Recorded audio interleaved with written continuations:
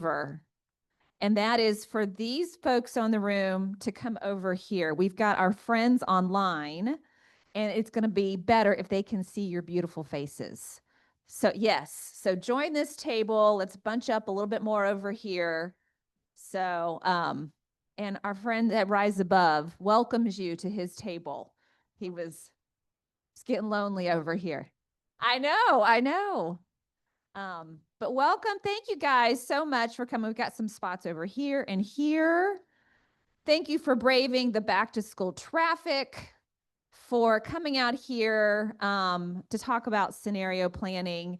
Before we do that, because we're such a awesome but small and mighty crowd, we are going to go through a little bit of who's in the room. If you've been to a Share Charlotte event, you know we do this every time. But we'd like to know who our neighbors are that we're sitting next to and spending some time with. So I'm going to start with you. Just name an organization. That's all you got to do. Ryan Boss with Rise Above Fitness. Rachel Blake with Hopeway. Kim Lanfear with Aparo. Tori Fisher with Corporate Synergies. Tawanda Robbins with Love and Action Project. Caitlin Donnelly with Stelighton Institute. Jim Bales with Ascend Nonprofit Solutions. Kaylee Plaza with DigiBridge. Christina Dooley with Charlotte Mecklenburg Library, Nonprofit Services. Kelly Perez, InReach. Maureen Kruger, Charlotte Community Tool Bank. Sarah Porter, Cook Community Clinic. Sarah Fortner, Caterpillar Ministries. Larissa Magnon Mervin, Charlotte Center for Legal Advocacy.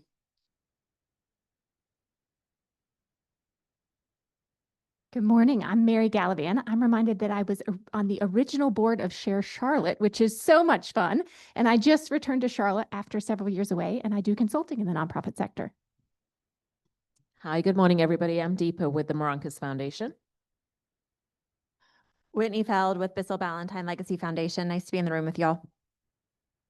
Hi, everyone. I'm Sethu Raval with Charlotte is Creative and the board chair at the Independent Picture House. Good morning. I'm Karina Pomenta from Goodwill Industries of the Southern Piedmont. I'm Jennifer De La Hara, also from right here at Goodwill. Welcome, everyone. I'm Angel Chapman McDavid with Family Crisis Council in Salisbury. Thank you guys so much. I appreciate it. I'm Melissa Hovey.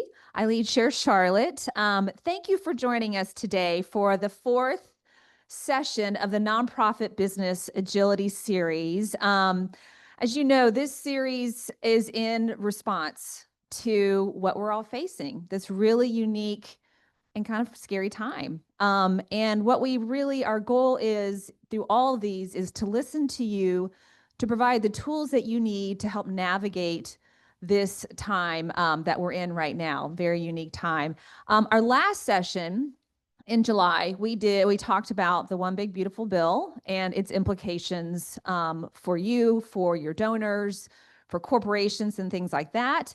And then Peter Blair talked a little bit about scenario planning, and we got to see it play out between Catherine Firmer Sellers and Laura Lawrence with Safe Alliance and how they navigated a really challenging time for Safe Alliance several years ago. And we got to see the thoughtful process, the humane process they put into restructuring and ultimately downsizing, but how that really ended up making a bigger impact in sustainability and to their constituents over time. So we sent out a survey after that and said, what do you want to hear more about?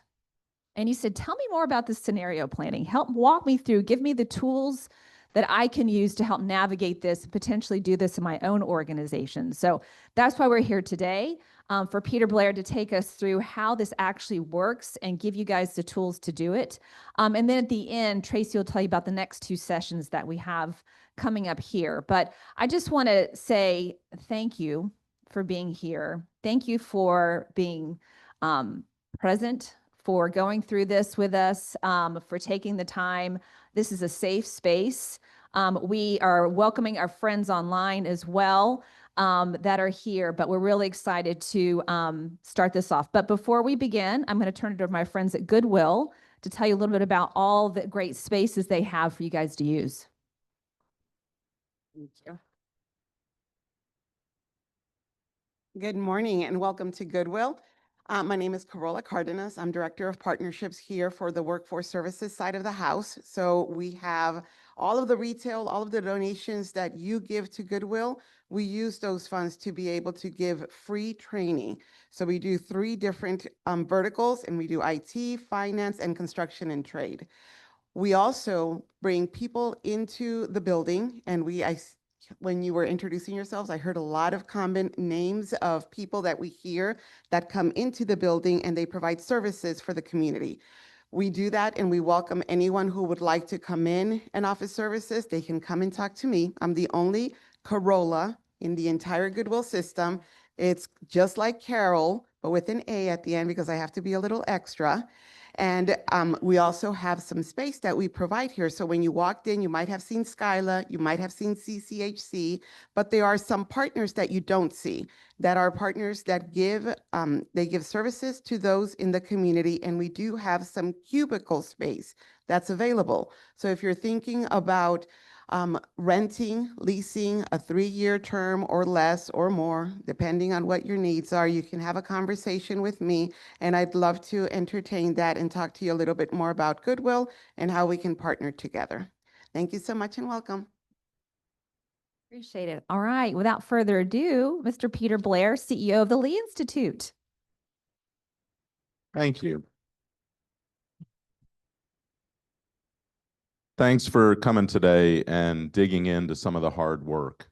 At the Lee Institute, we are your nonprofit partner, helping public, grassroots, and other organizations and leaders to dream big, operate strategically, and accomplish worthy goals. That operate strategically is where we sit today. We have what I have referred to as a generational shift in the way that the nonprofit industry will function in our nation. And so you're sitting at a really critical moment where I believe we should all be asking ourselves, what is the impact of the shift that we're seeing on our nonprofit organizations? And how do we begin to think about what move is the right next move? Where is that next right step, and how do we get there? And one of the things that we really believe at the Lee Institute is that the answers are actually in the room. I don't believe I have them. I believe you have them. And so when we get together and we think together in community, it helps to bring a new perspective. It helps to bring clarity to the challenges that we face. And one of the things that we look and lean into are different protocols of thinking. And so what we're going to go through today is not going to leave our friends at Aparo and DigiBridge, who have been so gracious and really taken the risk to sit with us today. It's not going to leave them with the exact answer, but it's going to leave them with a modality of thinking, a framework for their thinking, and way more questions than answers. And it is in that questioning and that reframing that they will discover the answers. The protocol that we'll use today, you can take back. You can use it in your own context. You can begin to think with others. And it's one that I've used previously in different communities of practice and that I was taught in a fellowship maybe 15 years ago. So it's got some real lasting power to it. It's called the 30-minute virtual consultancy.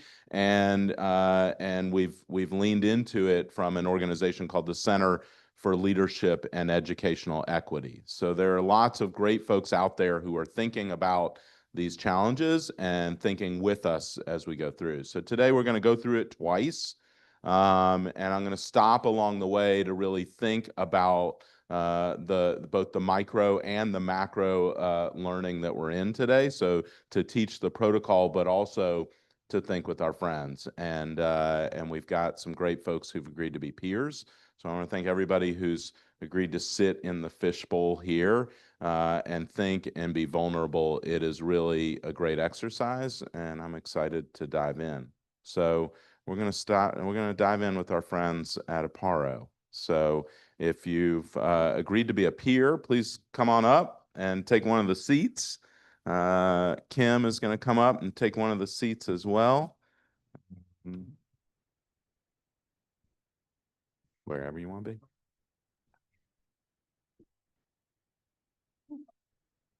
Yeah. We're one seat short. Yeah. There we go. All right. Yep, it is. It is. Yeah. Yeah. No. All right. So I want to tell you a little bit about the protocol and where we started. So we asked for some feedback, as Melissa said, after the last session. And one of the things that we asked about was scenario planning and what your challenges were and what you were trying to solve for. And so in the days in between the return of that survey and today, I had a conversation with our friends at Aparo and DigiBridge, and we prepped for this, right? We explored their scenario, their dilemma. We got an understanding of what work do you want to do, and what do you want to share with the group? What is the question that you're trying to solve for? Why did you choose the issue? What's concerning you or confusing you? What do you want to learn? How you feeling in this present moment? And what do you think is important for the group to know about the work? And so through that conversation, Kim and I were able to derive a focus question that you'll see in just a little bit. And she'll talk, I'll push on her a little bit after this exercise to talk about what this experience has been. But just know that this is not just I put something in the survey and all of a sudden I show up here, right? If you use this in your own practice, in your own organization, there is a pre-conference worksheet, and there's lots of different protocols. We've chosen the 30-minute virtual consultancy, but there's lots of different ways to think about the challenges we face. We feel like this one today is going to get us to the right end, and let's see how it goes. So Kim, start us off. Tell the group a little bit about what you're facing right now, and where we go from here. Am I? Oh, I'm on. So I'm, first of all, feeling. He said, what are you feeling? And I'm feeling uncertain. I'm feeling both excitement about what Peter was talking about, a new time, and being in the position to imagine what we will be in this new time, what that will look like, and feeling some fear about the inability to define that well. You know, it's the old adage of we're building the plane while we're flying it. And so where will we be landing? How will we be landing? So there's a lot of things that I'm feeling. The dilemma that I'm facing is being able to accurately forecast on a monthly basis where we're landing. We have a monthly forecast that we do. It's 12 months. We really dig into a 6-month close review. And I look at it weekly with my financial people and my COO. We probe and we push. And so you think $30,000 is coming in this month. Why do you think $30,000? And really probe into that. And can we cut this number tighter? Oh, no, we're going to need to stretch that number on the expense side. So we're really looking at it actively every week. I'll never forget in COVID when my new board chair came in and said, we need to look at our cash flows every week. I was like, what do you think we're doing? Anyway, so monthly we have, projections. And during COVID, it got scary for a moment. I had two sectors that I was really looking at. If you know how Aparo works, we have a sector of corporate sponsorship, which is really about creating the community that fuels our work. The community understands technology in a deep way and who is our skilled volunteering. And so they want to get together. So we have those kinds of events. And it's actually a significant part of our revenue. When I came on board as CEO, it was almost all of our revenue were those networking events. And then we said we really need to start thinking about people who want to fund the work. That wasn't fully baked in COVID. So we had this stream of income, a little bit of funding the work. And so I could look at those streams and I could project. And I could say, okay, I'm going to look at these two streams and I'm going to say on a whole, my budget, I can say what if I lose 25% in this main stream of revenue. Okay, I can look at that. I can see how I can adjust. My problem is now that there are 4 streams of revenue. And they're probably more like what you all are looking at because we've now diversified, which is great for our health. That was our goal. That was a strategic goal to diversify. We have individual, we have foundation giving. These are going to sound all familiar to you, hopefully, because we want you to be aligned to my dilemma. Corporate philanthropy, which is what we call funding our work, and then our corporate marketing, which is funding the community gathering to convene around the work.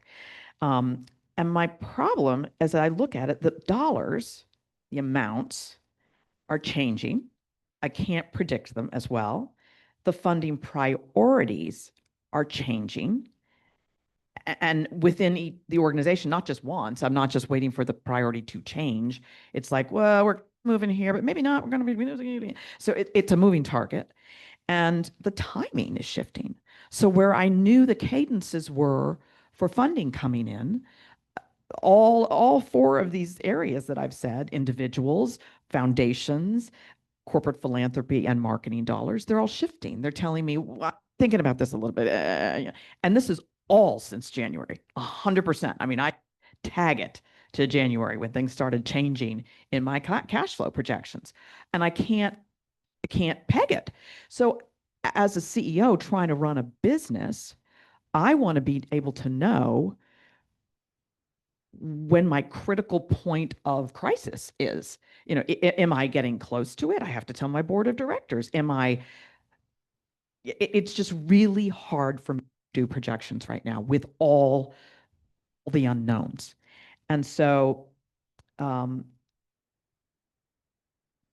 that's my dilemma, is I'm having difficulty with all the moving parts. I can't just put a number down now and say, well, if 25% of that goes away, what will the impact be? Because I can't stabilize the prediction across the 4 numbers. And so the anxiety of that for me is troubling.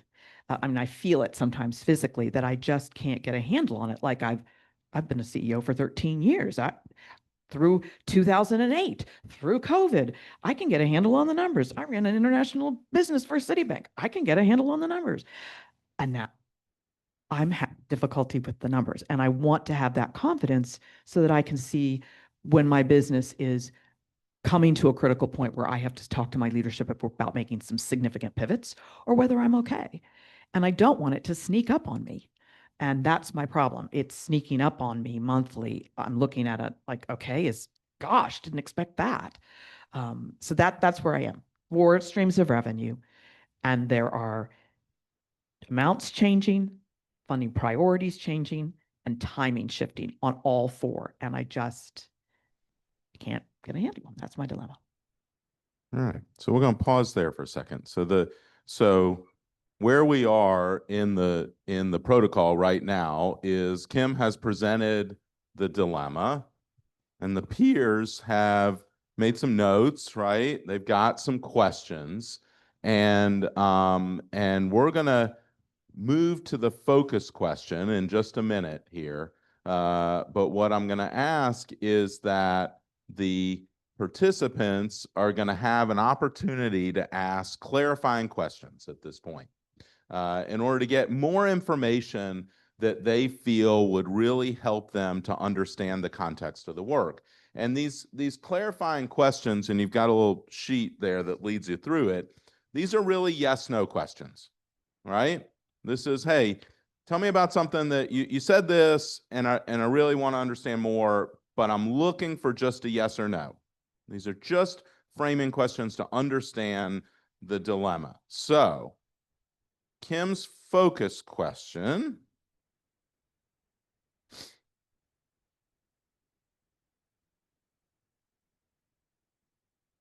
You want to read it or you want me to? Yeah, you got it? All right. I always love the microphone. Given the current unpredictability in funding, delays, pipeline shrinkage, and shifting institutional priorities, how do I build a cash flow and scenario planning process that tells me not only when I might be in financial trouble, but also gives me sufficient time and confidence to prepare for, communicate, and implement necessary changes to staffing or programs in a way that is fair and minimally disruptive to my team and mission? Man, I said that really well. Really dense. It's really dense. Okay. So we're going to break it down and Kim and I are going to do a little role play here for just a second. But before I get into it, how many in the room are experiencing something similar? All right. Just about all of us, right? So she's got three real things going on right now, right? Unpredictability and revenue coming in. Mainly what we would call contributed revenue, right? This is not earned revenue. She's not selling a product necessarily. These are folks who are funding the mission work that's going on right now. So she's got unpredictability because, heck, the world is unpredictable. I mean, like every day there's something new that's shifting.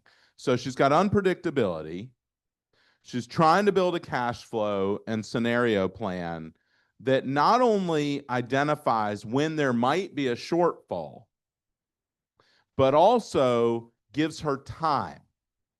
And in our conversation, what really came out was it's that time that is a stressor, right? It's the time of, okay, if I see it coming and I've got the time, I feel good about knowing which levers I'm going to pull to make adjustments. But boy, this thing's coming at me with such speed that I don't have the time. And there is a need to prepare for, communicate, and then implement the changes.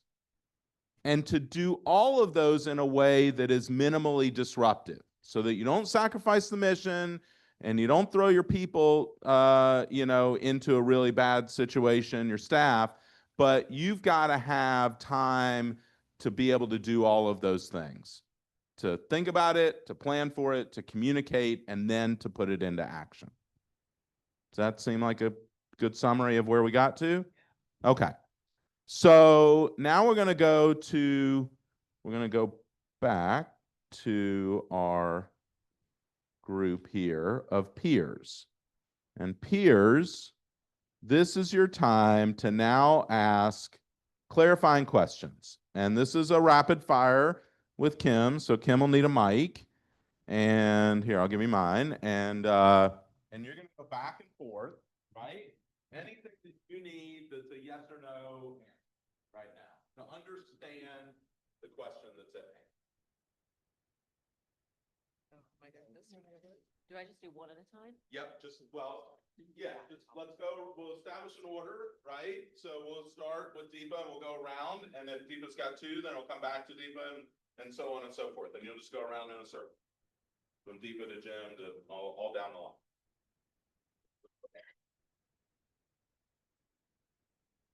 We don't know how to turn that right. That's all right. Y'all be able to do it. We're technically challenged. Right, so we can. Maybe we should get a tech company here. We'll have to fix that. I have a series of questions, but I will start with the one that came to mind initially. Do you have an annual calendar built out for the activities related to the 4 streams of income? Yes. Have you involved your leadership team in this frustration dilemma, or are you handling this all on your own? That's not a yes or no, but yeah, yes or no. Have you involved your leadership team?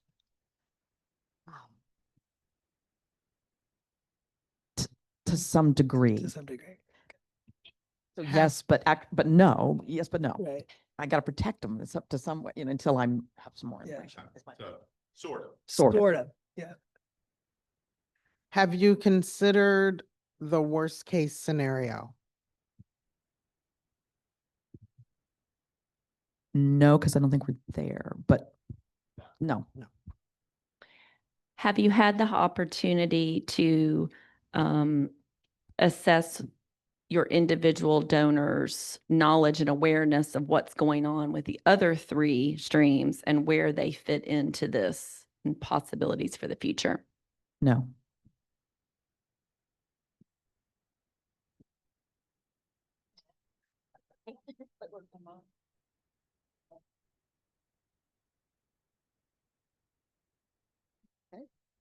Great.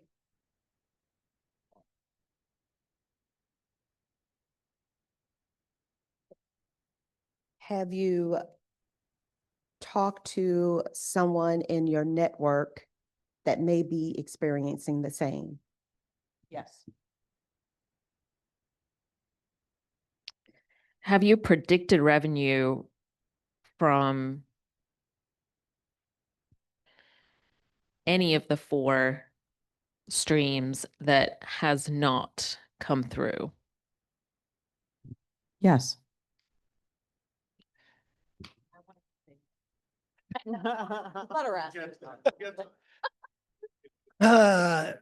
Being a nonprofit, payroll's kind of the highest expense. Have you determined what the triggers are for needing to pull plugs on payroll?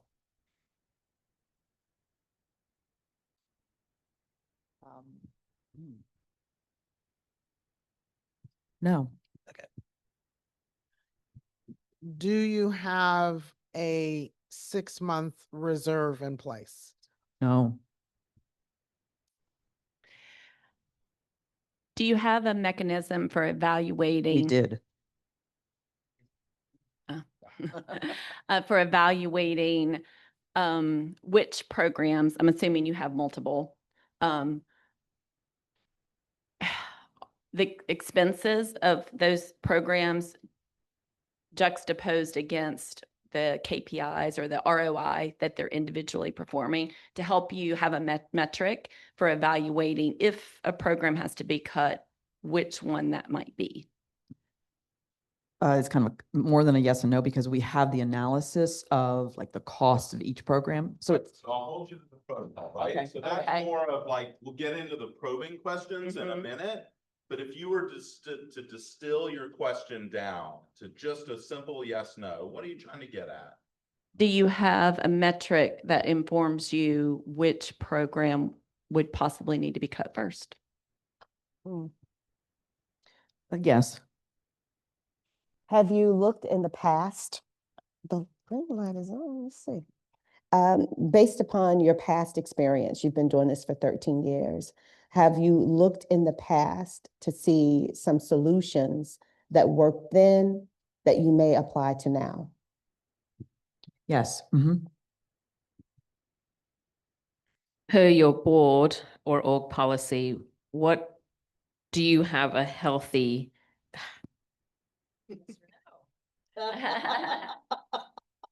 It's hard. Per your board or org policy, do you have a level of cash on hand that you must carry at all times? Yes. And is your finance committee involved in your current dilemma? Yes. Have you informed your staff of any of your concerns? Yes.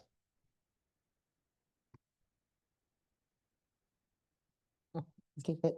No, go ahead. I'm still thinking. Do you notice that, oh, look, okay. Have you noticed an effect of what is happening now on your team? Yes. Is there an ability to boost the revenue stream that has had the least amount of reductions? Yes. Are you experiencing any turnover? Yes.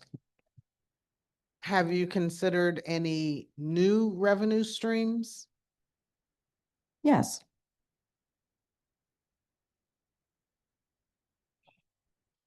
Are there any organizations you're aware of that are doing similar work where there could be a partnership? Yes.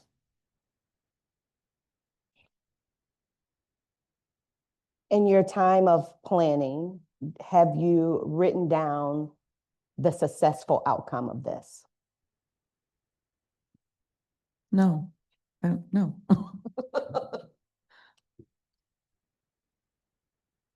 Have you taken any steps in reducing your current programming or staff? No. I thought that was a good question.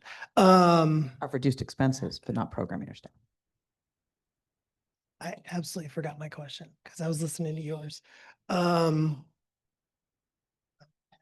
It's okay. You can do that. I'm kind of. At some point, you'll get to, don't feel that you have to ask every question for our peers and just for the folks who are learning the protocol, right? This does not have to be an exhaustive list of questions, but what you're seeking for right now in the protocol as peers is what information do you need in order to start asking probing questions, which we'll get into next, right? So where are the blanks in what Kim has presented for you, right? When you, in your own thinking, where are the spaces where you're like, all right, if I'm gonna ask this next real probing question, where are the gaps in my own understanding of what, of where Kim is in this moment? Are there other areas, other financial areas that could possibly be trimmed to avoid trimming programming? I.e. benefits? Yes.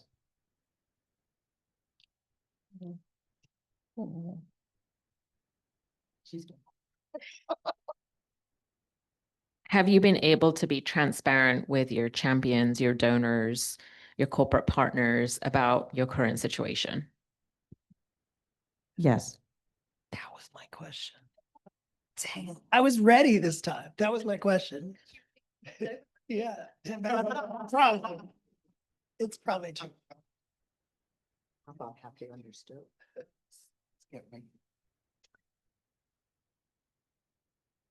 Are not just your executive committee on your board, but your entire board, are they aware and collaborating with you to find solutions? Yes. Are you seeing, do you see this opportunity, this challenge as an opportunity for your growth? Yes. Thank you.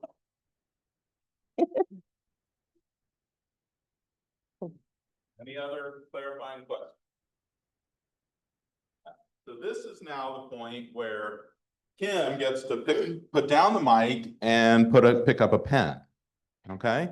And you should have on your tables, and we sent out and we can send out to the group that is online as well if you don't have it, a series of probing questions. So we've moved from the part of clarifying questions to probing questions. Probing questions or powerful questions are intended really to help Kim think more deeply about the issue at hand. If a probing question doesn't have that effect, it was either a clarifying question or it's a recommendation or an upward inflection at the end, right? If you find yourself thinking, don't you think you should do X? Or what would happen if this, right? Then you're not asking a probing question. At that point, you're giving advice.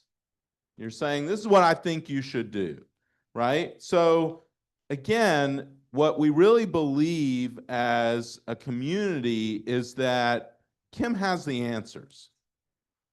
Kim may not see it from the lens that the peers see it in, but we believe that if Kim is asked the right question, that she knows what that answer is and can drive to it. So Kim is not going to answer at this point. She is just going to sit back and consider these probing questions and write down what she thinks. A great probing question, for those of you who want to try this in your own organization, does these things. It allows for multiple responses. It is not a yes/no question. It really empowers Kim to think about the question, to solve that problem or manage the dilemma rather than giving it to somebody else who has more expertise. It gets her to be reflective in her thinking.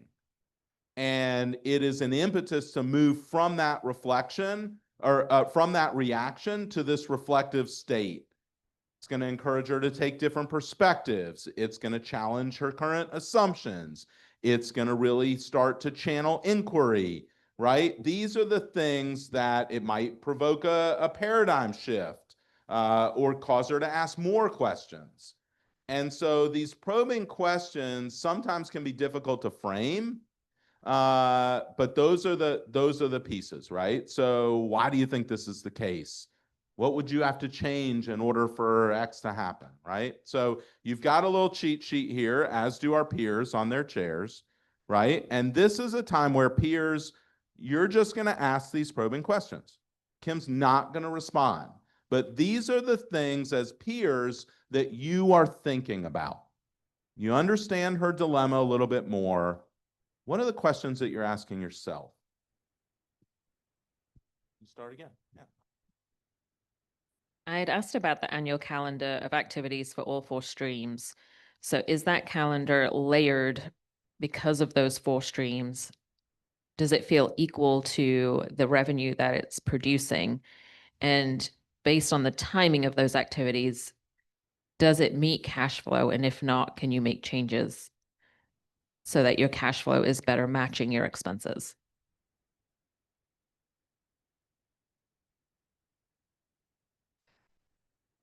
You've talked about a lot about this, like how it's making you feel. Do you have a gut instinct about which programs, kind of in the order of which one's more at risk or not at risk, which ones you need to pull the trigger on, things like that? And what would that look like? And following up on that question is what is the one thing you won't compromise? That was mine.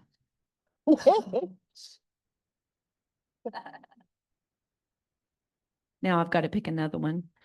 Said another way, are there established guardrails in your organization? I know that's yes or no, but how are they related to your mission statement, to your values as an organization to establish guardrails related again to the things that won't be compromised amidst change, potential change? What's a bold idea you've considered but haven't yet voiced?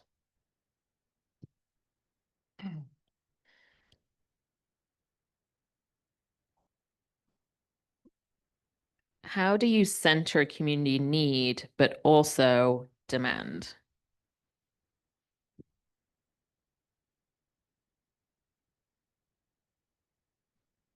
Well, and I'm just trying to think through how do you balance the needs of your customers, clients, direct assistants, and the needs of your staff, leadership, team, everybody on. If you were the board chair, how would you see this situation?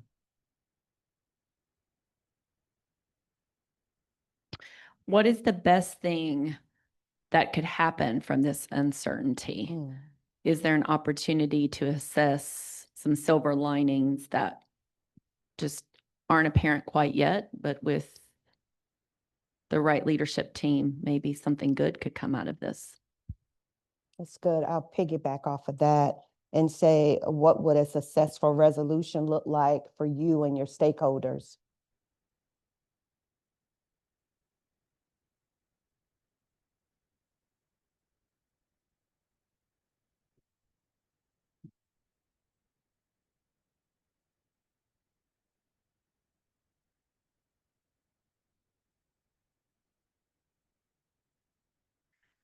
I believe you mentioned before with revenue down and cash on hand down and your reserves already being dipped into.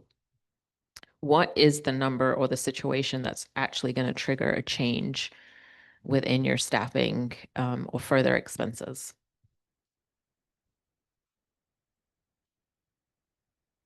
Yeah, I think that kind of goes to the guardrail question.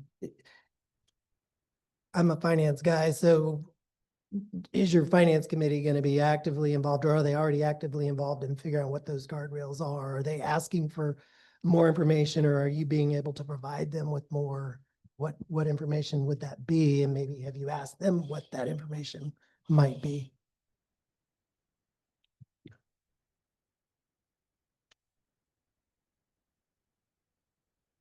What are you most afraid of happening? That's good.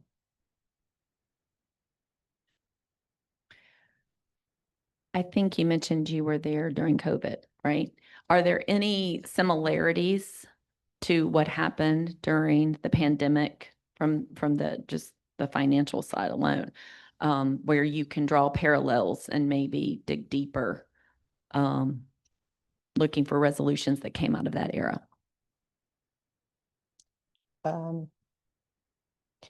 Who in your network could offer insight or support? Within the 4 streams of revenue, are you willing to drop one of those, perhaps the weakest or the one that takes the most work, to focus on a stronger one that may have been more resilient?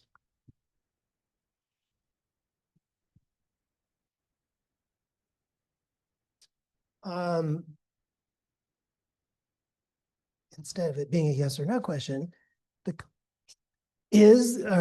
is the donor, the foundation, the organization, the government entity that you could feel comfortable going to and saying, we're in deep. What can you do for us? Have you considered what your organizational chart would look like with major change? That's 1 or 2 more, and then we'll move into a little reflective. Have you considered new innovative ways to help the community understand your mission, albeit marketing might be part of the budget that's being stretched, but are there different ways for the community to understand the impact of your mission vis-a-vis what happens if a PARO goes away? I mean, I don't even want to say that out loud, right? But I'm just in the boldness, back to is there a bold idea? Like, And then to piggyback off of that, what's one action you can take that aligns with your missions and values? Let's end there. Now Kim's going to restate the focus question, which is on the screen behind you. You want me to read it again? Read it again? She's going to read it again. Okay. Given the current unpredictability in funding, delays, pipeline shrinkage, and shifting institutional priorities, how do I build a cash flow and scenario planning process that tells me not only when I might be in financial trouble, but also gives me sufficient time and confidence to prepare for, communicate, and implement necessary changes to staffing or programs in a way that is fair and minimally disruptive to my team and mission? Okay. So now we're going to have a little bit of a group discussion. The peers are going to talk with one another about the dilemma presented. Their goal is to define the dilemma more thoroughly and objectively. They might make suggestions about what the next step might be, right? Kim's still silent. She's taking notes on what she's hearing, right? And you should only refer to Kim in the third person, as weird as that is, okay? But take a minute and really think about, what did you hear? What didn't you hear that you think might be relevant? What assumptions is she operating under, right? What questions does it raise for us? And what might you try to do if you had a similar dilemma? Deepa, why don't you start us off? What'd you hear? What'd you not hear? Where do you think we are right now? It's a great question. I don't know. One thing that was sitting with me was when Kim mentioned anxiety and really feeling the weight of this and the full responsibility of this. So part of what we always talk about with our leaders is, you know, that relationship with your board, and how can you share this dilemma more broadly so you feel like you are supported and that it isn't at least feeling like it's resting completely on your shoulders. So to me, I was going to elevate that kind of board role and relationship. I think you were adamantly a yes when it was like, you know, when Jennifer asked about your board and you're like, yes, they are, you know, they're supportive and they're engaged. But then there should be a shared ownership across what you're experiencing. If I can just piggyback off of that, because I was going to comment on that too, and maybe I didn't ask a deeper question on it. You did say yes, that they are aware. I think that's the question I asked, but there's a difference between the awareness and that shared responsibility. And so I do think that potentially is an opportunity for them to get engaged at a higher level with a deep sense of shared responsibility as, you know, what's now a public entity, right? Yeah, I mean, I wonder, is there an ad hoc committee you can stand up to truly be in the weeds with you? We try not to have our boards be operational, but at times of difference and crisis and unpredictability, I think bringing them in closer and having even a weekly meeting around what you're experiencing may be really helpful. I just want to piggyback off that. I think that's a good idea, but I think that's challenging as well because most of our boards are volunteer boards. And so to get them to commit more time, I think it would be challenging, though I think it's a great idea. As a funder, I would tell you that it's kind of a non-negotiable. So, I mean, in a board, right, they may decide to resign, step away, not have a second term, things like that. But I think this is where a power of a board is so important. I agree. The way that I look at it is that the board, are you hear that? Yes. Okay. Is your community. They're there because they're invested in the problem that you're solving. They want to be a part of the solution. One of the things that I did not hear her say, I heard all of the challenges. That's the reason why I said, do you look at a challenge as an opportunity? So I would like to know some of the actionable steps that she's taken. You said I did third party? Yeah, did you third party, girl? Okay. Yeah, I agree with all that. What I feel like I heard was it's really personal. And which means she is very passionate about the organization, about the people she works with, the people she pays, you know, all those things. And so this is not just a dilemma of an organization, it's a personal dilemma. So what I didn't ask or should have asked is, are you getting help with that? You know, I mean, is there some personal help being taken? You know, I know almost every counselor in town, I can help, but you know, that kind of stuff, even just a confidant who's not in the nonprofit sector or whatever, is she getting that kind of personal help? So. I feel like what I didn't hear was hope. And if I were to ask the question, if time and money were not an issue, then what?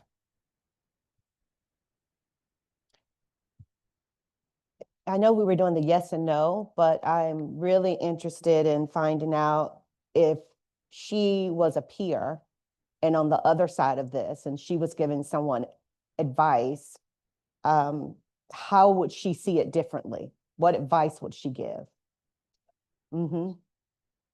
And that always comes with how much grace you give yourself as well. Again, tying it to that burden, like, you know, we are the worst critics of ourselves. And so how can you, I mean, to Jim's point and everything that you guys are saying, like, Kim, how can you get more help? How can you really leverage your network and your champions and your advocates to really be a part of that solution? And that was in line with the transparency question that I asked, you know, are people aware of what's going on, and then provided opportunities to step up and step in to help?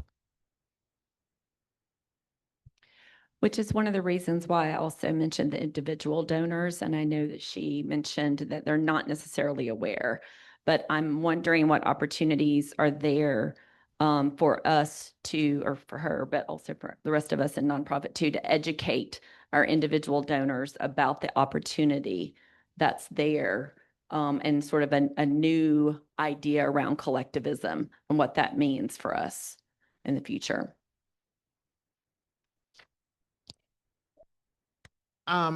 Another thing I felt I didn't hear was the impact that major change would have on the community. Yeah. One, I'm wondering what's the assumption that she is assuming through this all? When you look at your board, your community around you, what is she assuming that is holding her back from involving others? So let's end with that poignant question.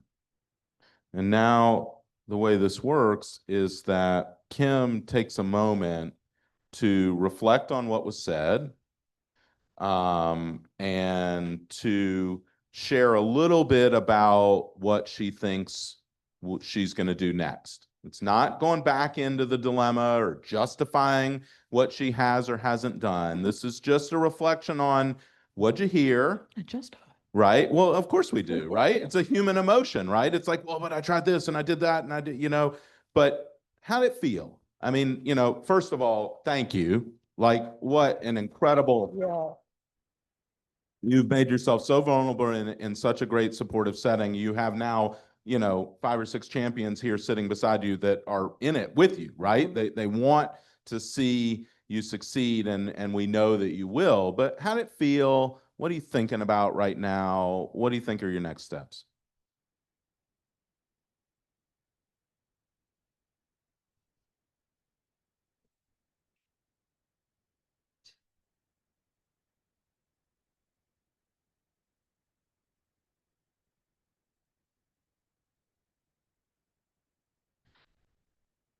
And I'm looking at my notes and the things I've written down, and just being grateful for the thoughtful insights and questions, the way you were thinking about it.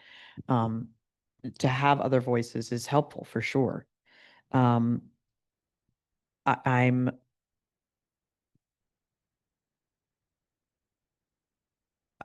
stuck on the no hope, and I feel like, oh no, that's no hope.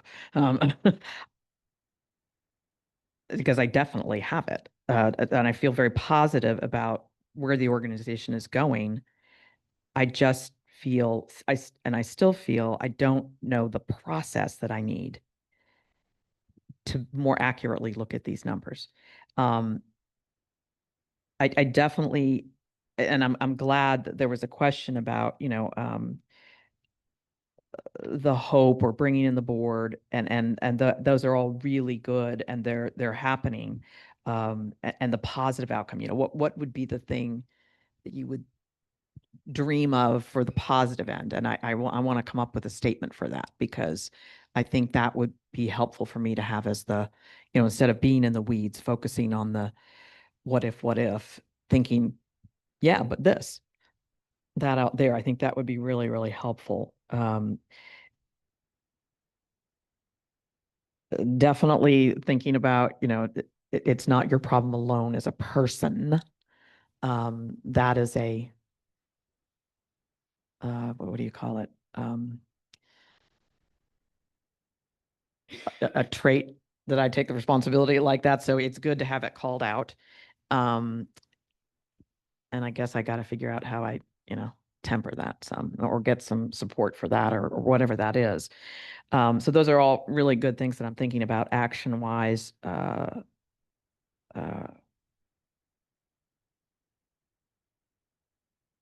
And I have not asked the board for a process. And that's probably definitely something I can do. And when I think about the depth of the resources that they have, I would think they could bring in a couple of people to help me really look at my process and tighten it up so that I can gain more confidence and eliminate that. Well, not eliminate it, I'm not gonna, but create something that is even more fine-tuned than what we've got. So those are the thoughts for next steps for me. All right, thank you. Yeah. For those sitting in the room today, how did it feel to watch Kim go through this? Where are your thoughts? Can you see the protocol being helpful? Let's hear from some of the folks who aren't sitting up on the panel right now. How'd that feel to watch that?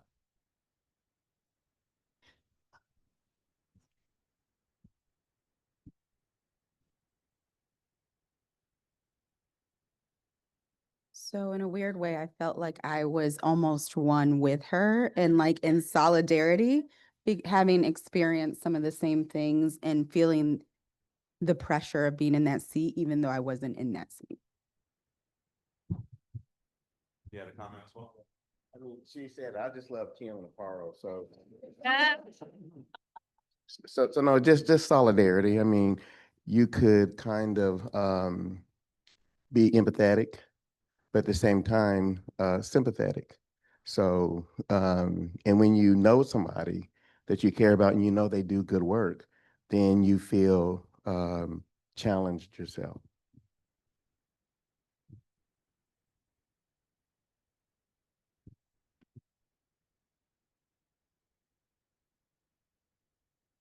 I think a big benefit to this process is identifying blind spots. We're very close to our work. We're so passionate about our work, but even just through the yes, no questions, well, maybe we didn't really try that. It's an opportunity to have someone who's completely disconnected dig in that way and make you think, well, maybe we really haven't tried everything or there's something we've missed. So I think it's a great process to identify blind spots.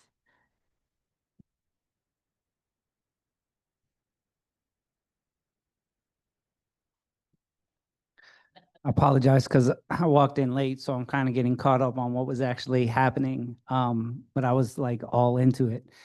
And I heard over here, right before you said it, I think, just thankful for your vulnerability and your humility to open up and talk about and then take all those questions. So that was amazing. Like this young lady, I think that most of us are kind of all in the same place. And I'm going to go kind of tangent for a second, but I was thinking when he asked the question, like what wasn't said or what didn't we hear, one of the things that I think that is really bothering me now and really touched on me listening to all those questions is that I think the true solution was never mentioned, which is the problem is the shifting institutional priorities. And how do we solve that problem so that none of us have that problem? And maybe us as a whole, collectively nonprofits thinking outside the box moving forward, because this is something that we're in, but a lot of times we spend so much trouble fixing our problems that we're not thinking about the generation after us. But how does society as a whole fix and frame how nonprofits are funded so that they can do the work that they do? Because the path that we're on right now, when we're talking about institutional priorities, they're doing a fantastic job of setting this up to be a very long-term problem for us.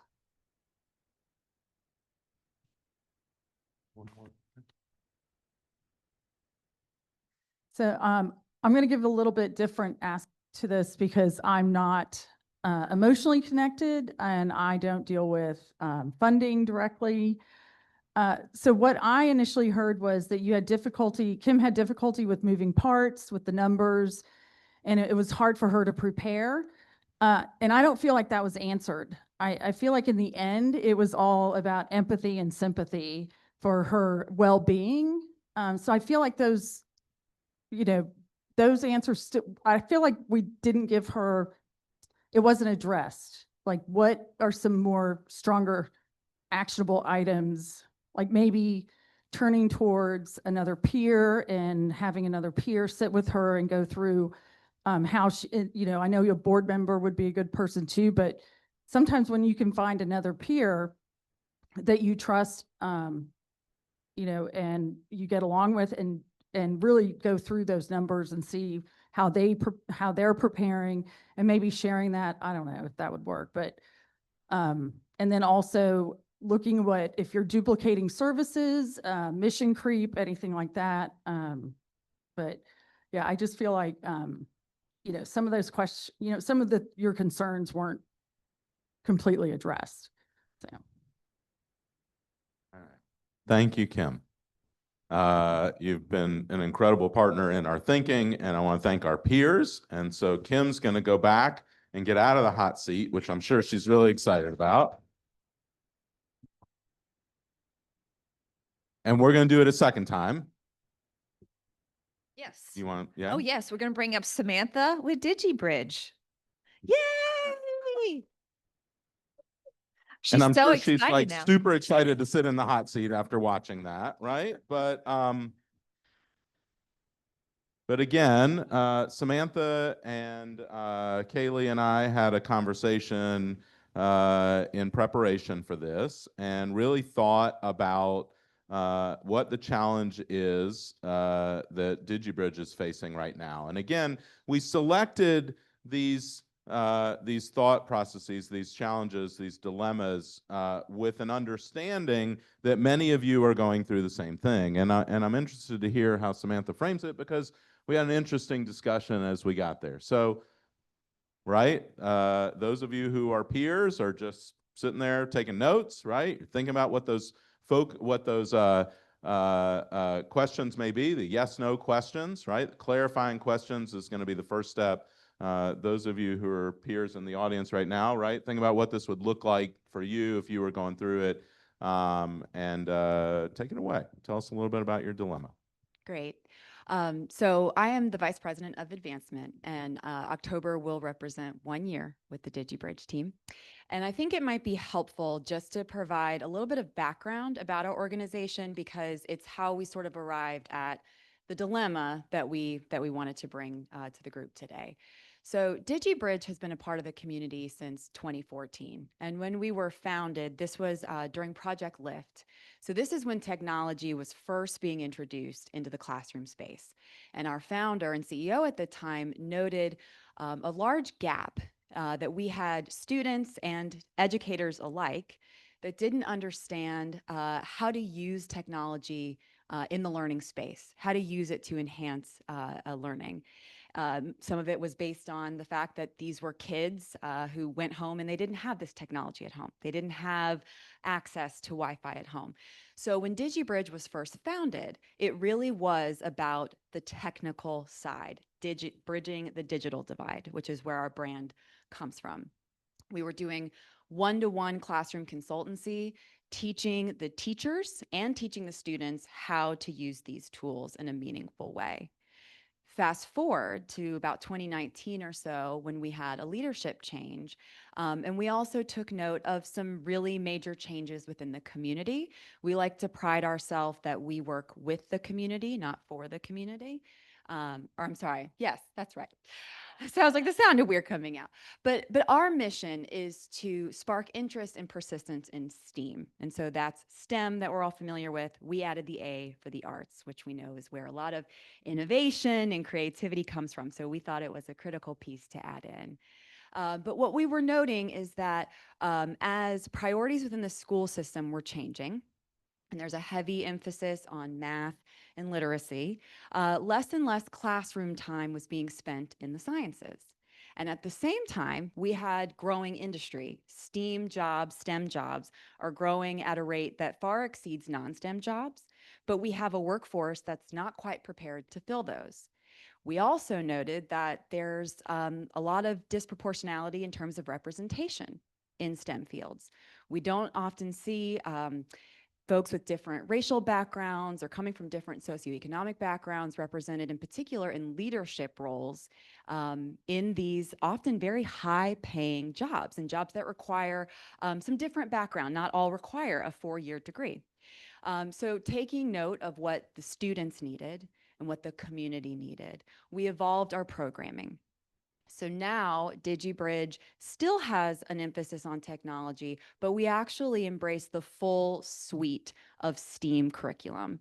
So the way we operate now, we are in 32 or 35 schools doing in school, but out of school time. So we work with each individual school. These are K through 8 students in Title I schools within CMS. We let the schools tell us which day of the week works best for them, for us to come in and have after school programming. So we are out of school time programming. Some of our schools are Saturdays, but we are out of school time programming either way. We are completely free. We do not charge the students or the schools for us to be in their classrooms. And we train and contract the staff at the schools, even if they're not the science teacher or the math teacher. Some of our strongest facilitators do not have a background in STEM, to actually facilitate our programs. And so this is also helping because we have kids that in these schools, they need the after school programming, but these are adults that they trust and they have relationships with, which makes them want to participate in the programs. But we're also doing capacity building for the teachers, and we pay them well, which is another huge piece of our work because we know that teachers are more likely to have 2 and 3 jobs just to make ends meet. So we're very proud of the fact that we do compensate the teachers for their training and for their time facilitating. So we are with the schools throughout the year. Our flagship program is our STEAM Lab. This will take students through 4 different series throughout the year with different curriculum each time. Each series is about 5 weeks long, and we bring all of the materials to the school. We take nothing for granted, down to the papers, pencils, glue, scissors. We provide all of it. We provide the snacks for these kiddos because we know after a long day at school, they could all use a little bit of pick-me-up so they can pay attention. And in certain circumstances, we provide transportation as well. We do not have earned revenue sources outside of a very small piece of paid volunteerism, our fee for service that we do with a lot of our corporate partners, where we do STEAM kit builds and take your child to work day activities. But that only represents about 7% of our total operating budget. So we fundraise for every dollar that gets put back into our programming, which is starting to become a challenge because there's increased demand. We have a wait list of schools that would love to have our programming, but we can only provide as much programming as we have funds to cover, which sort of brings us to where we are today. We also have robotics programs and some other community STEAM programs as well, but STEAM Lab is our flagship that is growing. We are funded very unique to many other nonprofits. We are about 80% funded by corporate grants, which is often flipped for most nonprofit organizations. And we're very grateful for those partnerships that have grown over the years. Many of them have been with us since we started doing STEAM Lab back in 2019, even as we had to pivot during COVID and go virtual in 2020 for a little while. However, we're also seeing those same shifts that were talked about earlier. There's changing budgets, there's changing priorities in corporate giving, and the competition is not slowing down. There are a lot of agencies going after the same dollars that we are. So we need to diversify. We need to grow individual giving, which right now is only about 6 or 7% of our total budget, and find ways to ensure that not only can we look to the future and see growth, but more importantly, so that we can become sustainable and feel confident in continuing our programs as they are and grow to serve more as we can, which I think brings us to our dilemma where we are today. Your focus question.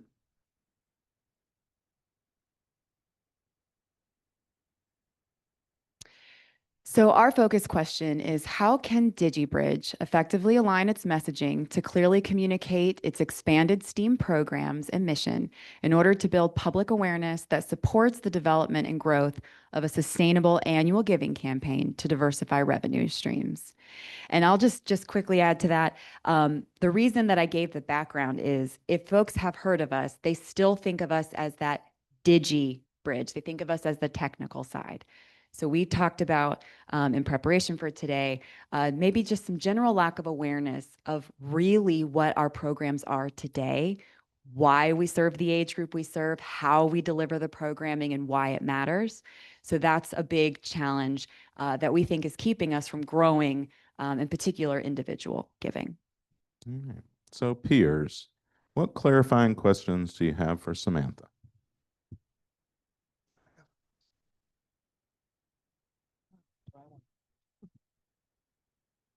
Hi, good morning. Good morning. So I just want to respond directly to your focus question.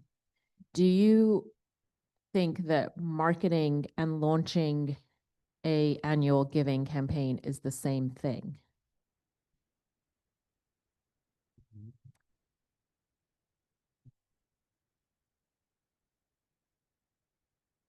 I'll say yes. I'll say yes. Do you get fees from CMS? No. Do you get funding from foundational from foundations? Yes.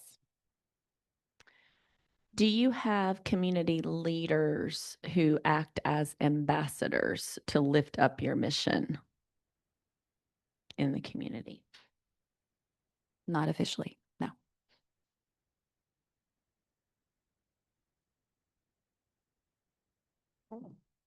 Aman, yes.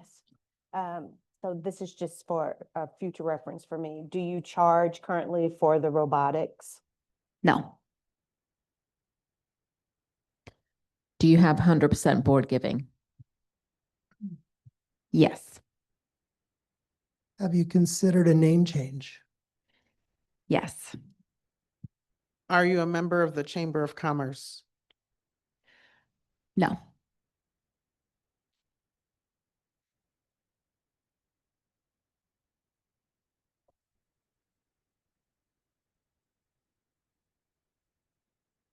Have you done an analysis? You mentioned there's 7% of your revenue comes from some sort of events. I wasn't exactly clear on that. I'm not asking you to answer it because I know this is just more of a yes, no question, but have you done an analysis to see if it would be beneficial to invest more energy into so that would produce more from that particular revenue stream? Yes. So you mentioned that there are a lot of others that are coming into your space. I'm assuming doing similar of what you are. Have you looked at their marketing strategy? Yes.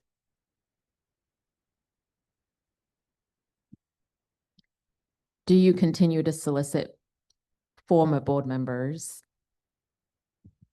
Yes. Have you talked to other organizations that are in the school space?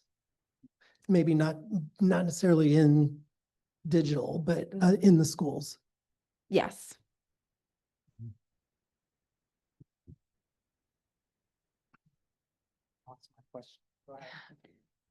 Okay, I'll ask about, you mentioned 7% of your giving comes from individuals.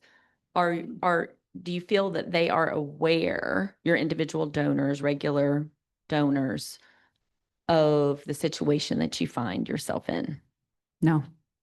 I remembered my question.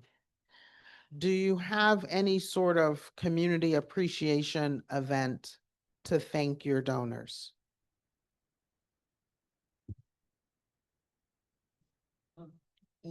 It will be this year, so no, no, but yeah.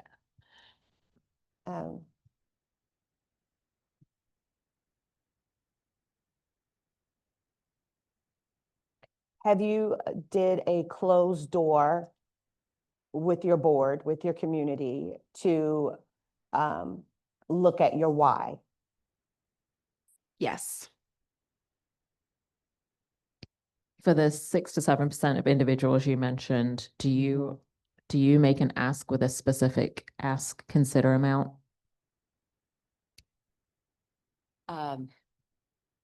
No. Do any of your individuals give multi-year gifts? Yes. Are any of the individuals right now also tied to your corporate giving? Yes.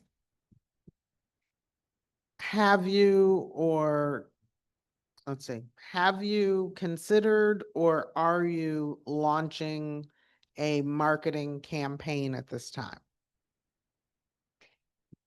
Yes.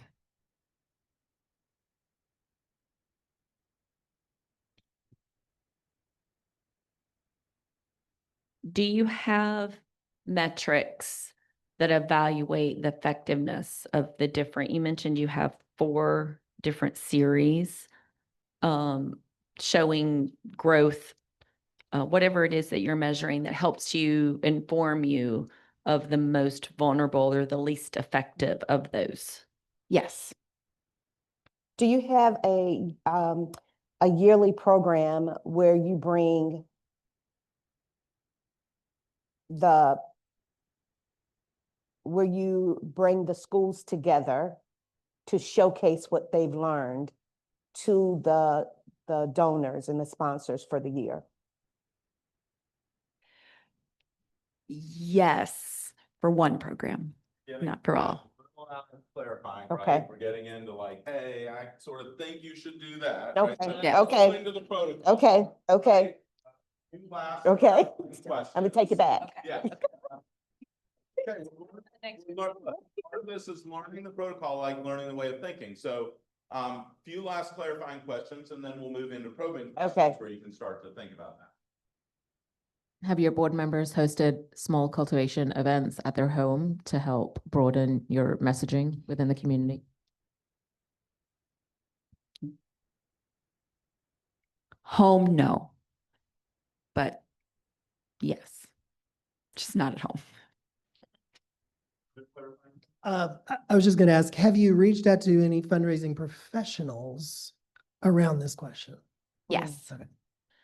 Have you established or reestablished your organizational core values? Yes. Have there been recent marketing campaigns that highlight what those values are related to the mission? Nope. Have you done any donor acquisition work? Yes.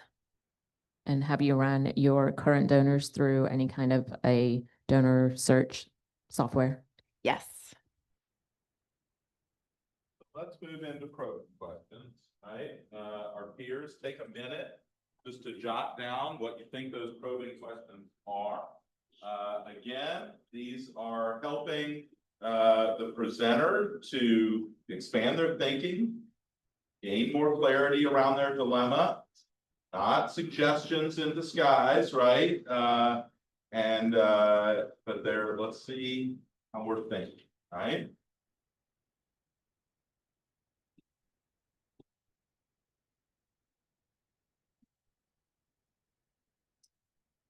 Oh.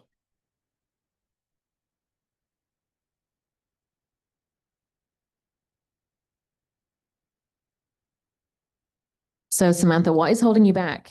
Because launching an annual fund is some of the most basic fundraising work that can occur. And you answered yes to pretty much all of my questions. So what is holding you back?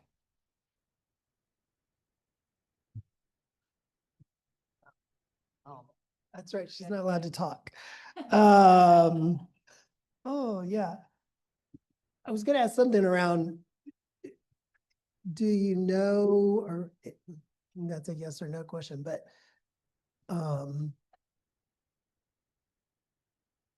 are you, see, now I'm so used to yes or no, I can't think of the way to ask the question.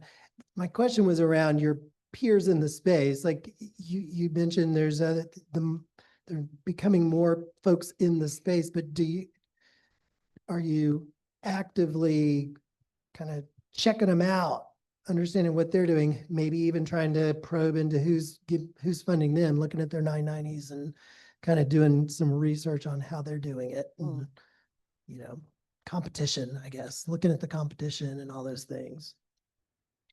You mentioned the possibility of considering a name change. What sort of impact do you think a name change would have?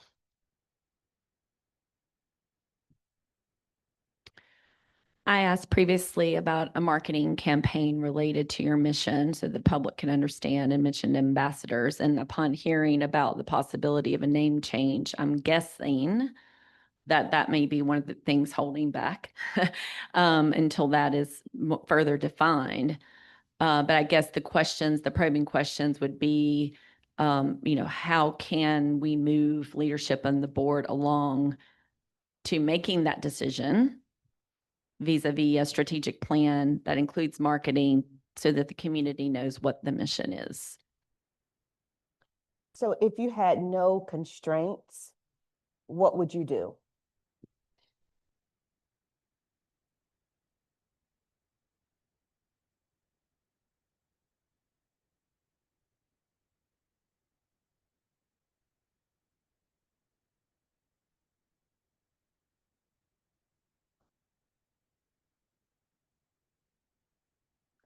Alongside your strategic plan, do you have a development plan, and does it lay out how an annual fund will grow to major gifts, to planned gifts, to support any kind of special campaigns that you have moving forward?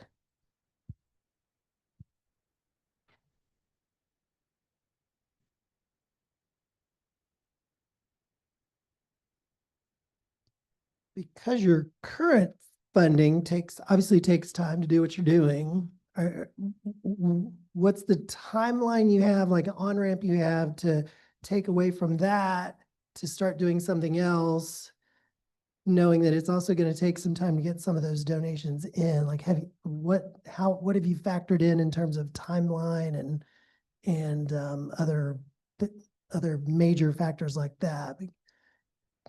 There's only 24 hours in a day.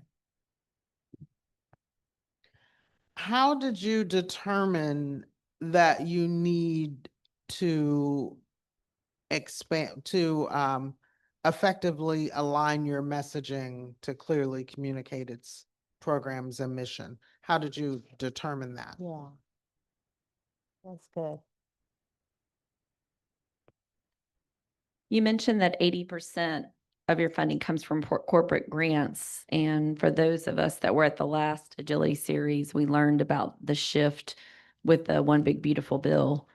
And so I'm wondering if there's an opportunity to get in front of all of the corporate donors to say, hey, we're aware of this, and ask the questions, what do you plan to do? And if you plan to make a shift, we want to be part of that so that there's very expressed interest and showing the due diligence on the part of your organization to recognize that.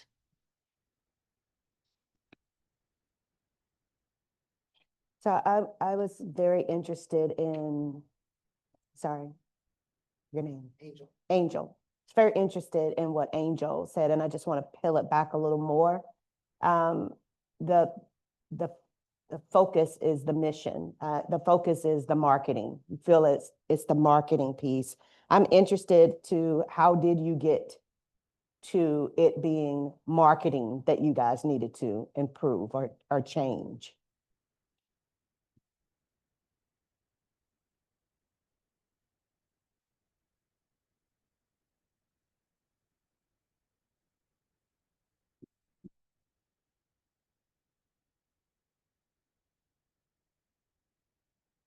Have you built a robust and compelling case for support that layers in testimonials, not only from the kids that you serve, but the families, and also leveraged the relationships that you have with CMS principals?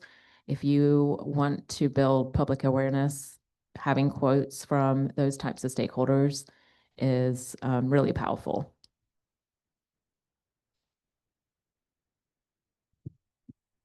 I keep going, I keep going back sort of to the other folks that are in the schools. Do you have kind of a sense like, what would it look like if you were working together with other organizations that are caring for kids in the schools, whether they're doing attendance work or whether they're doing education, reading work, what would that look like? You know, is that something that could then also kind of, you could leverage that as you start to figure out things like individual donors, things like that? You mentioned not being a member of the Chamber of Commerce, but at the same time, getting a good 80% of your funding from corporate. Is there a particular reason that you haven't joined the chamber, and do you feel it could be useful?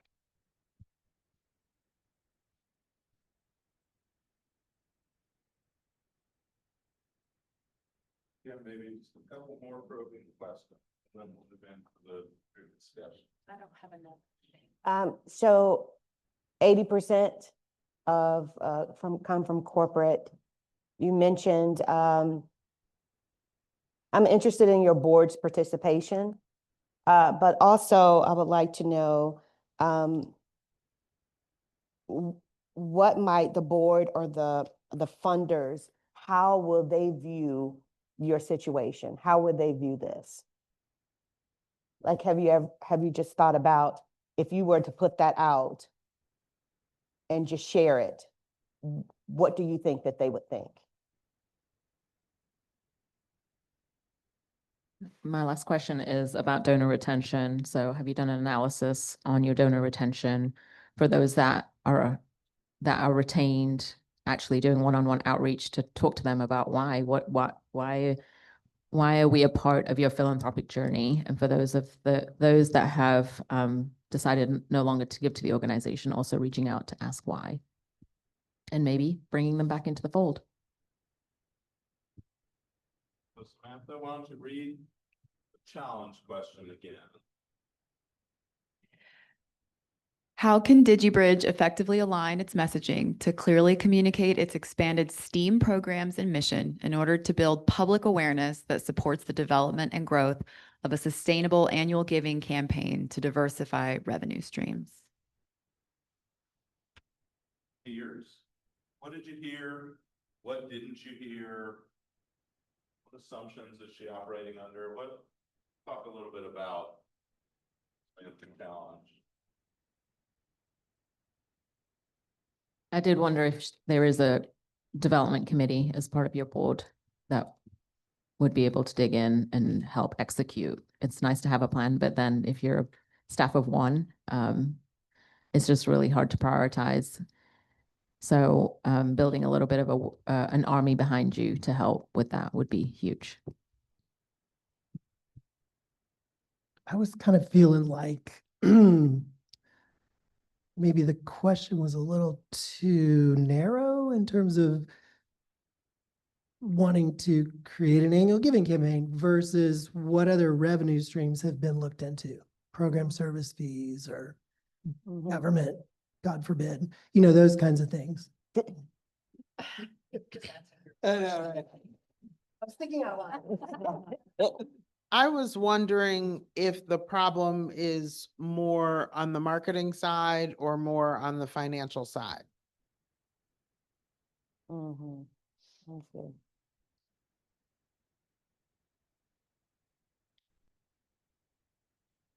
I'm wondering if there's a lot of assumption because of the mention of the competition, a lot of competition. There are a lot of people doing the same thing, in the schools, STEM. And so I just wanted to find out, are there a lot of assumptions based upon the growing number of nonprofits and organizations that seem to be doing the same, offering the same? And I apologize if I was taking notes or in my own head, but I don't think we talk about social media. So when we're thinking about this type of marketing where you're trying to build public awareness and get those first time donors to maybe make a $25, $50, $100 gift. Social media can be a powerful tool, but then you have to build a strategy around that to how you're going to really retain and grow. But it can have that double benefit. So I just wondered about that. I'm not a huge fan of social media myself, but it can be effective for this type of fundraising. And it's in part what I had in mind when I was asking about ambassador people in the community as a way to increase your individual giving, like the marketing combined with the social media, combined with community leaders who serve as ambassadors, to lift up and to say why this is important and what the impact is, and to tell those stories from the kid, well, and for the kids to tell their own stories, right? And the families and the community. Storytelling is very important. Yeah, and that's the reason why I was mentioning why. Have you shut the door and told yourself the story, to live inside your story, to actually make the story visible for the community to see? Bring people in. A story is a heartbeat. So I'm just interested in, but I'm still interested in why you guys feel that it is a marketing issue. We didn't probe into, like we did with Kim, like the financial, do you have reserves? Do you have a runway? Do you have all those things? Are your committees, your board, all that kind of involved in these decisions so much? But so I was curious about some of that, forgot to dig into that a little bit, but yeah, there's something else there I need to ask. I can't think how to say it. I'm curious about the organizational priorities. If they've been considered, what they are, and the order in which they reside.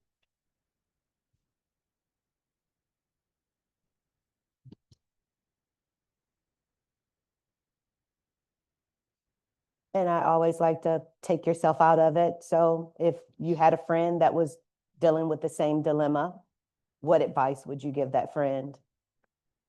What is a different perspective that you may not be looking at?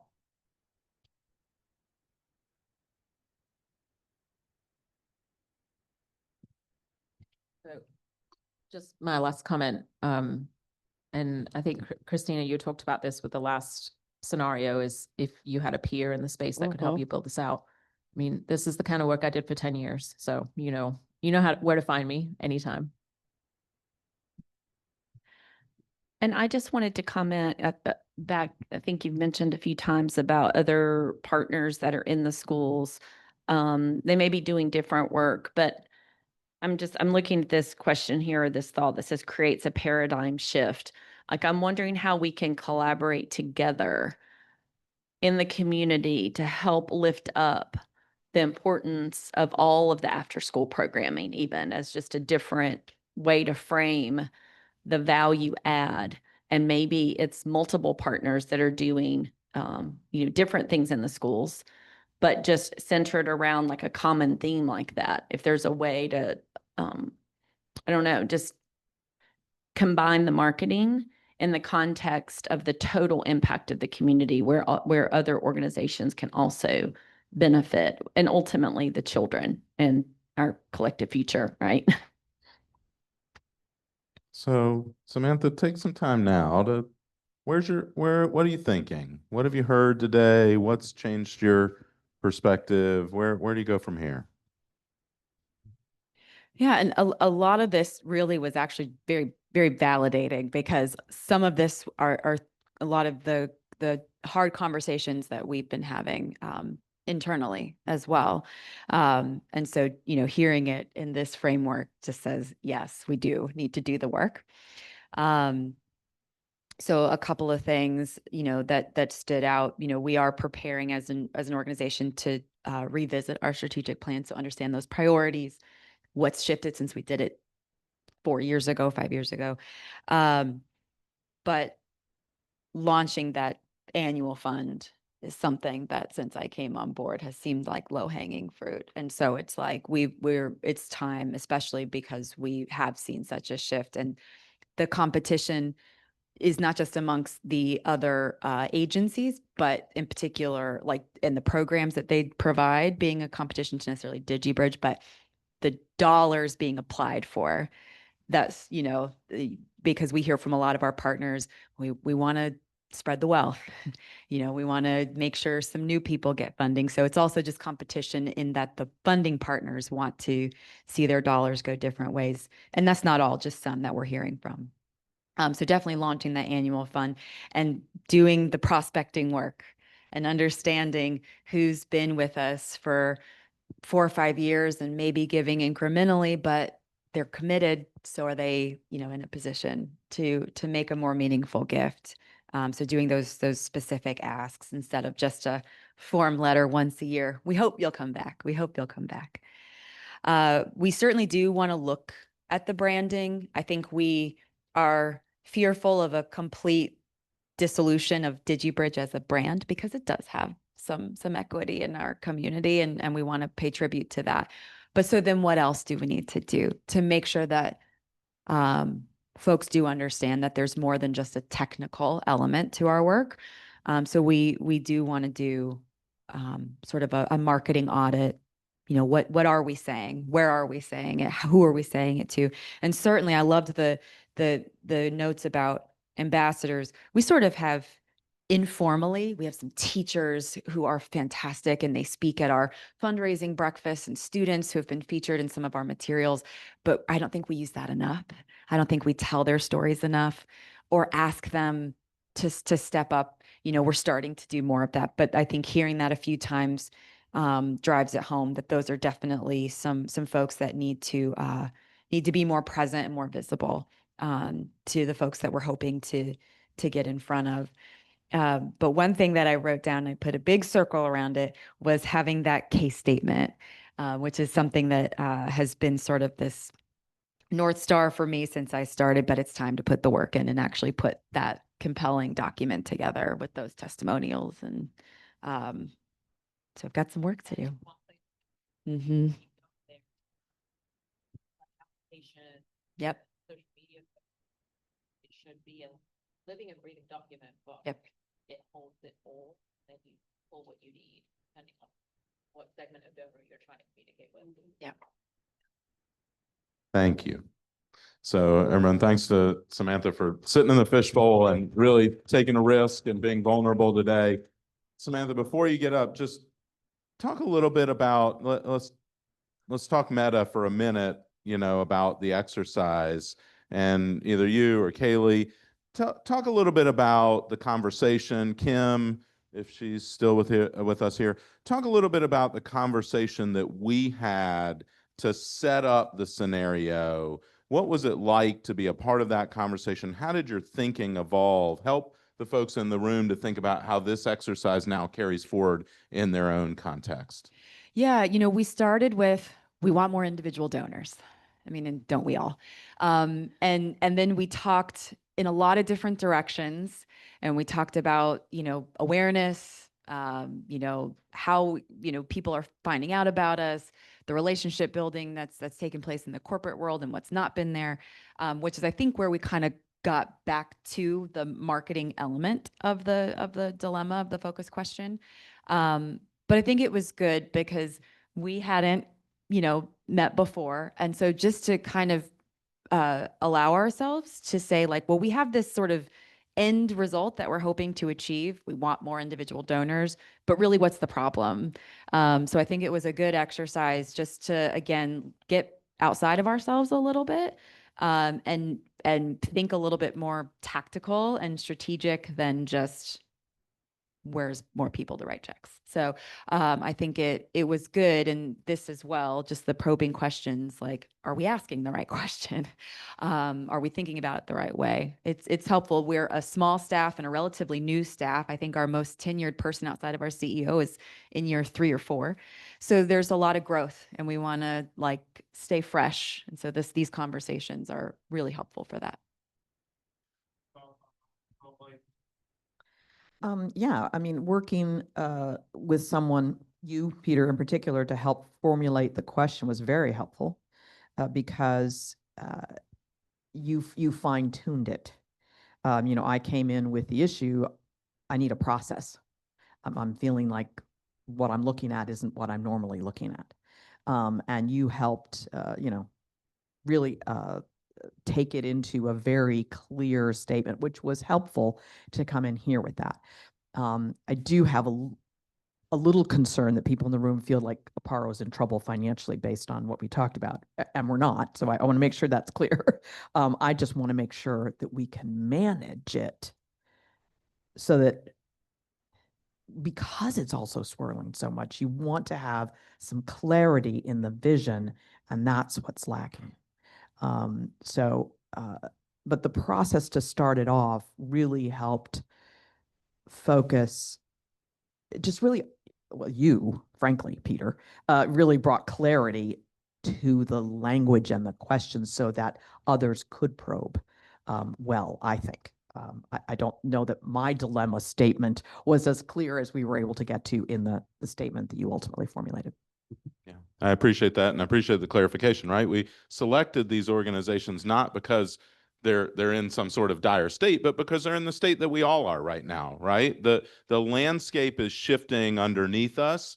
Many of you are thinking about, what are our revenue streams and how do we start to pivot? And is there an opportunity for earned revenue as well as, contributed revenue? What are we seeing in the shifts in the corporate space? What are we seeing in the shifts in the individual giving space? What are the foundations going to be able to step in and do, and what are they not? Right? I mean, we had that donor panel at the very beginning where they said we could give everything that we have away and it still wouldn't be enough. Right? So as we look at this shifting landscape and we really start to think, it's about the framing of the process of scenario planning. So I think we've got Kaylee and then I'll go to Deepa.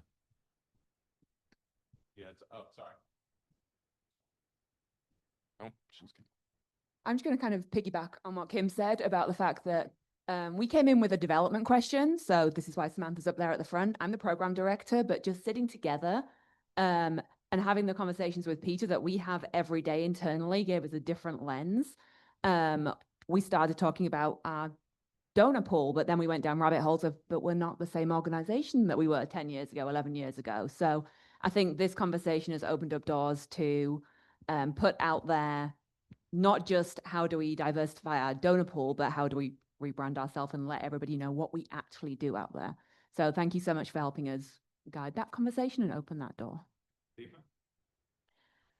I was just going to say, I think it would be great, really, really beneficial, Kim, if you did this exercise with your board, maybe your executive committee or a subset of your board, going through this and starting with the probing and then the deeper questions and then the reflection. And Samantha, for you guys, if you do have a development committee, is to do this with that subset of your board. Because many times I don't think board members understand the true gravity of everything that's on your plate, and all the considerations that you need to make. So having them think through the questions, I think would lead to a really rich conversation to then hopefully formulate an actual plan that they can then be a part of executing. Again, I go back to don't think this is something you have to do by yourselves.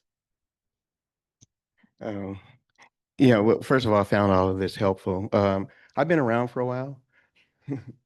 When I left Davidson College in '88, I had a brief stint in journalism, but I felt a calling to this, So I've seen every movement in Charlotte since '89, and there's been a lot of them.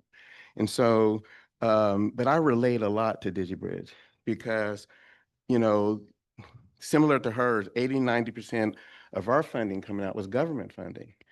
But you have to understand, of course, government funding is short-sighted and short-lived a lot of times, but we've maintained it for a period of time, but we realized the need to diversify. But one thing I want to resonate with that is that when you have funding, it's funding to at least allows you to operate, and depending on the size of your staff and your board development, sometimes it's hard to get off of that. You don't have the bandwidth or the capacity to do some of the stuff that's being discussed here. Also, you have confusion and disillusion about local granting and funding opportunities. You see disparities. Because one thing that Project Lift did do, and I'm actually not going to talk about that now, is that it really revealed a lot in the community around nonprofits that got swept under the rug. And the other thing is marketing awareness in the community. We can relate to that because we are unique in our program and arena, but we feel that we're going into our 20th year, but most of you haven't even heard about us. You see, and so we feel that from a marketing standpoint, similar to DigiBridge, if you knew about us, and then you'd know our value, and it would validate your giving to us, because we do have metrics and data. So I can definitely relate to that. There's been a lot of discussion here about board involvement.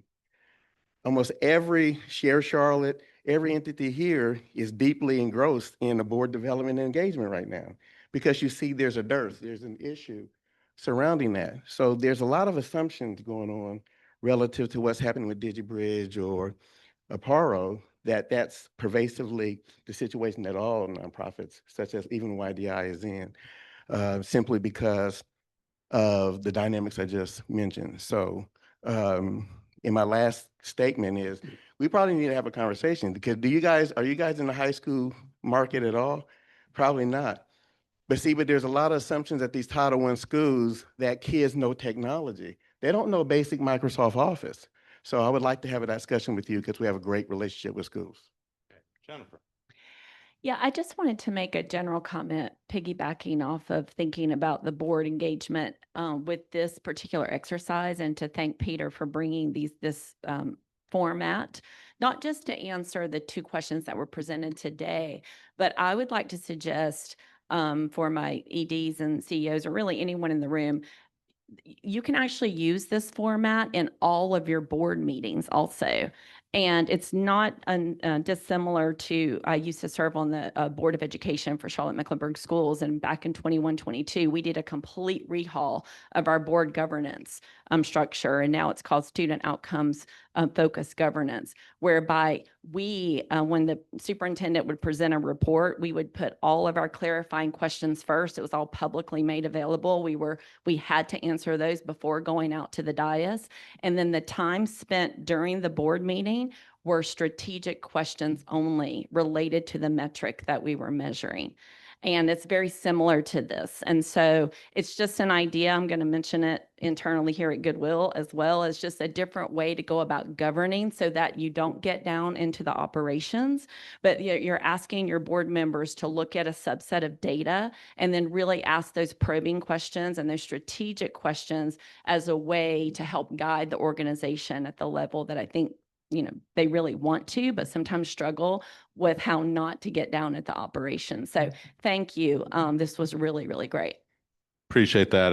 I had a discussion once at a previous organization that I was the CEO at. It was a $10 million annual budget. And we got mired in a discussion over a $10,000 line item that had a $1,000 variance. So really, really long discussion. It went on for about 15 minutes, and I finally said, all right, enough. Like, this is crazy. Why are we having this length of discussion? And this one gentleman raised his hand in the room, and board member, and I said, okay, Rick, why are we having this discussion? And he said, because you showed it to me. And I said, you're right. You're absolutely right. If I had rolled this entire section up, it would have never, right. It would have never appeared, right, as a variance. It was a tiny blip. It was not even a basis point of a blip. And that was really my learning as a CEO, right, which was the information that we provide to our board is where it's going to generate the discussion. And so as we're in this landscape of vastly shifting priorities, how do we elevate the conversation at the board to a level that says we are having this generative discussion that is going to push the organization forward strategically? Again, this has been a protocol of thinking. I hope it's really helpful in your context. I hope you walk away with more than just empathy and sympathy for those who chose to sit in the space. Thank you again to Kim and Samantha. Thank you to our peers. You have been excellent at this. And I encourage you to do just what everybody said in the room. Find a group of peers to think through strategic thought. Find a group of peers to think through the challenges that you are. Scenario planning is never ending, And with that, I give it to Tracy. Thank you, Peter.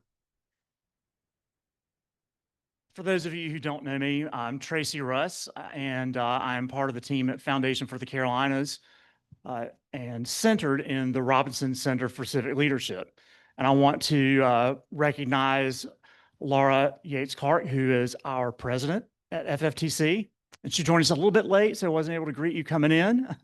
I want to offer a few comments on the way out and along with a few asks, but I'll start with thank yous to our participants both in this room and online. Thank you all for joining together, especially our peers and especially Kim and Samantha, who sat in this hot seat. I don't know if anybody else feels like you've been to a family meeting where there was a significant topic to be discussed. It's a good thing, it's cathartic, but it's not necessarily easy.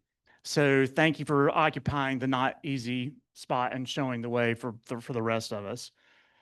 Thank you to Goodwill for hosting us here. We will be here for the next 2 workshops. And thank you, as always, to our ongoing partners in what we're now calling Agility Together.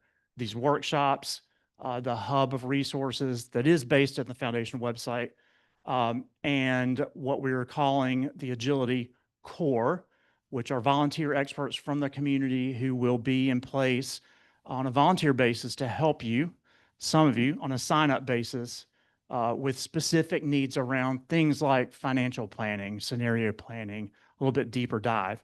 And we'll be sharing information about that program with you in depth in the coming weeks.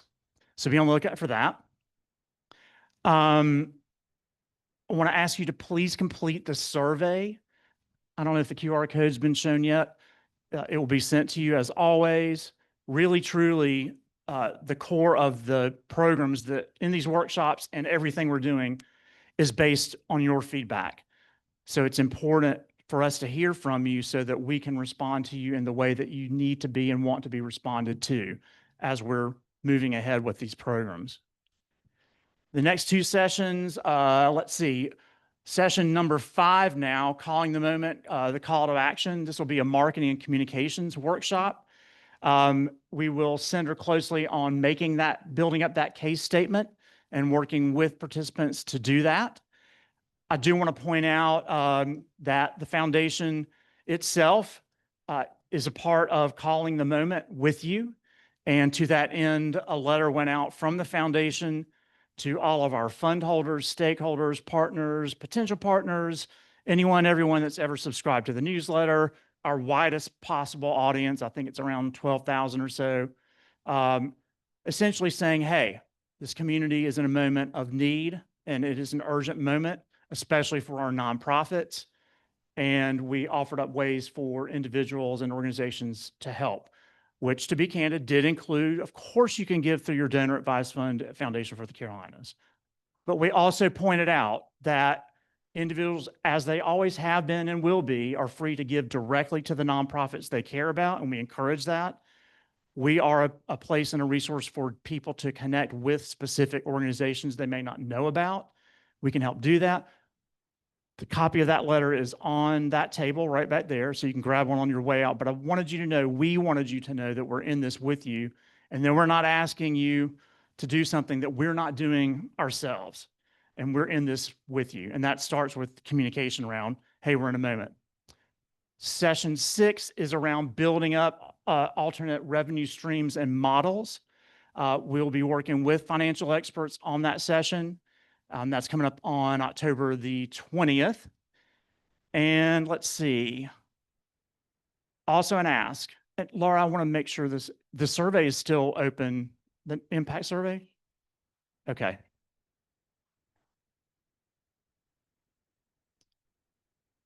Yes, as we mentioned last time, there was a survey in place to get an idea from a data perspective so we can get clarity on what the impacts of cuts and other pressures have been and are on nonprofits. And we'll be sharing those insights this fall in the coming months. Oh, great. Thank you, Ish. So there's the QR code for the survey.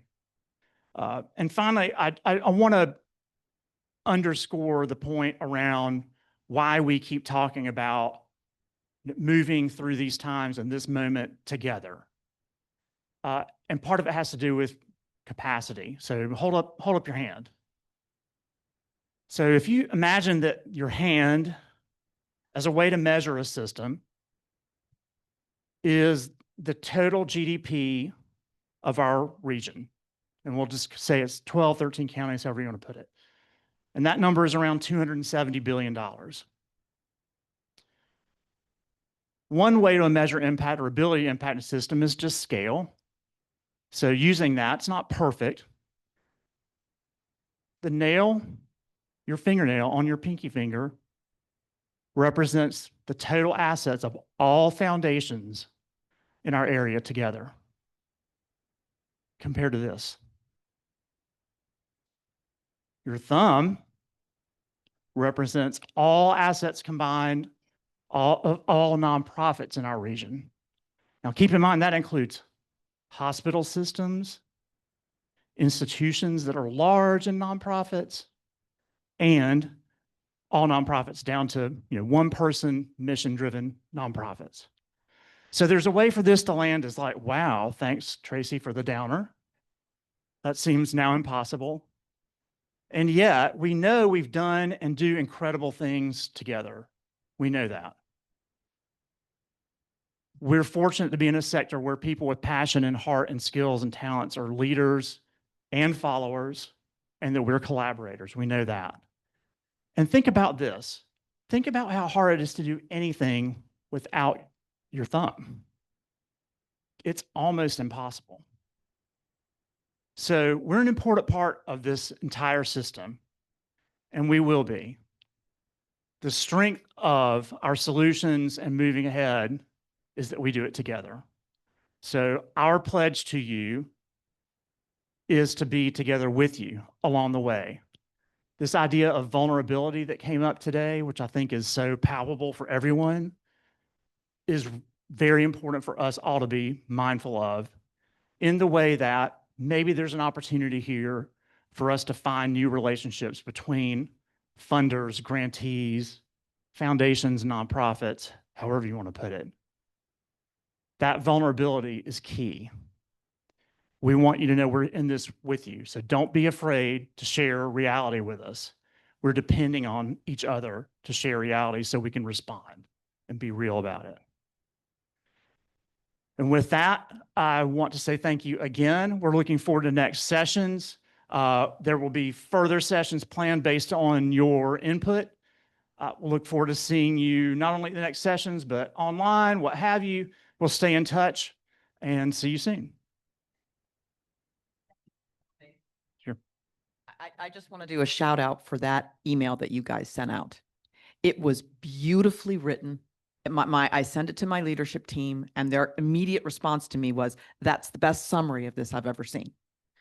And I was just filled with gratitude that you guys took the time to send that out, because I knew more people were reaching it. And what I find, one of the questions somewhere up here asked me about, have you told your message? Yes. The next question is, have they heard it?